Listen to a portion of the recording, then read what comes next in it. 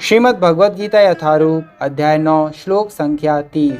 अपि चेत सुदुराचारो भजते मामनन्य भाक साधुरेव समन्तव्यः सम्यग् व्यवसितो हि सः। यदि कोई जघन्य से जघन्य कर्म करता है किंतु यदि वह भक्ति में रत रहता है तो उसे साधु मानना चाहिए, क्योंकि वह अपने संकल्प में अडिग रहता है।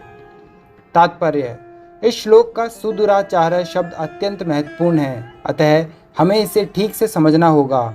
जब मनुष्य बद्ध रहता है तो उसके दो प्रकार के कर्म होते हैं, प्रथम बद्ध और द्वितीय स्वाभाविक। जिस प्रकार शरीर की रक्षा करने या समाज तथा राज्य के नियमों का पालन करने के लिए तरह तरह के कर्म करने होते हैं, उसी प्रकार से बद्ध जीवन के प्रसंग में भक्तों के लिए कर्म होते हैं जो बद्ध कहलाते हैं। इनके अतिरिक्त जो जीव अपने आध्यात्मिक स्वभाव से पूर्णतः विज्ञ रहता है और कृष्ण भावनामृत में या भगवत भक्ति में लगा रहता है, उसके लिए भी कर्म होते हैं जो दिव्य कहलाते हैं। ऐसे कार्य उसकी स्वाभाविक स्थिति में संपन्न होते हैं और शास्त्रीय दृष्टि से भक्ति कहलाते हैं। बद्ध अवस्था में कभी कभी भक्ति और शरीर की बद्ध सेवा एक दूसरे के समांतर चलती है, किंतु पुनः कभी कभी वे एक दूसरे के विपरीत हो जाती है। जहाँ तक संभव होता है, भक्त सतर्क रहता है कि वह कोई ऐसा कार्य ना करे जिससे यह अनुकूल स्थिति भंग हो।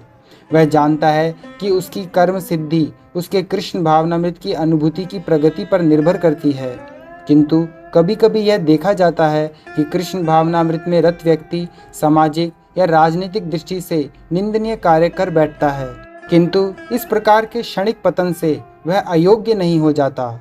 श्रीमद् भागवत में कहा गया है कि यदि कोई व्यक्ति पतित हो जाए किंतु यदि भगवान की दिव्य सेवा में लगा रहे तो हृदय में वास करने वाले भगवान उसे शुद्ध कर देते हैं और उस निंदनीय कार्य के लिए क्षमा कर देते हैं।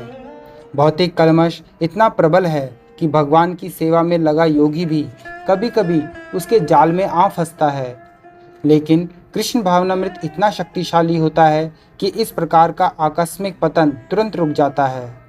इसलिए भक्ति योग सदैव सफल होता है। किसी भक्त के आदर्श पथ से अकस्मात गुमराह होने पर हंसना नहीं चाहिए, क्योंकि जैसा कि अगले श्लोक में बताया गया है, जो ही भक्त कृष्ण भावनामृत में पूर्णतः स्थित हो जाता है, ऐसे आकस्मिक पतन कुछ समय के पश्चात रुक जाते हैं। अतः जो व्यक्ति कृष्ण भावनामृत में स्थित है और अनन्य भाव से हरे कृष्ण मंत्र का जप करता है, उसे दिव्य स्थिति में आसीन समझना चाहिए, भले ही दैववशात उसका पतन क्यों न हो चुका हो। साधुरेव शब्द अत्यंत प्रभावात्मक है। ये अभक्तों को सावधान करते हैं कि आकस्मिक पतन के कारण भक्त का उपहास नहीं किया जाना चाहिए, उसे तब भी साधु ही मानना चाहिए।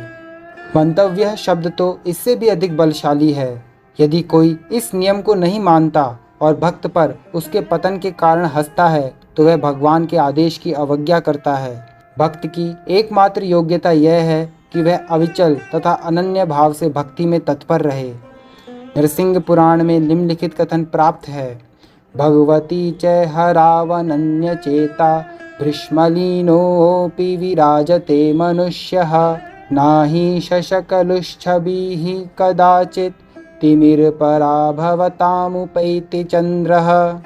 कहने का अर्थ यह है कि यदि भगवत भक्ति में तत्पर व्यक्ति कभी घृणित कार्य करता पाया जाए तो इन कार्यों को उन धब्बों की तरह मान लेना चाहिए जिस प्रकार चांद में खरगोश के धब्बे हैं।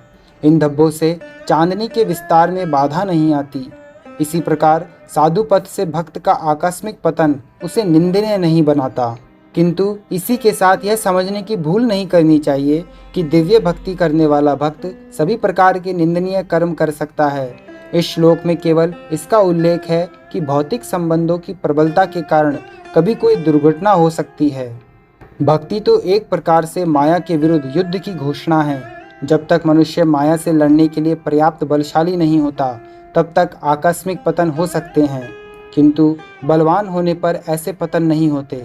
जैसा कि पहले कहा जा चुका है, मनुष्य को इस श्लोक का दुरुपयोग करते हुए अशोभनीय कर्म नहीं करना चाहिए और यह नहीं सोचना चाहिए कि इतने पर भी वह भक्त बना रह सकता है। यदि वह भक्ति के द्वारा अपना चरित्र नहीं सुधार लेता तो उसे उच्च कोटि का भक्त नहीं मानना चाहिए। हरे कृष्ण।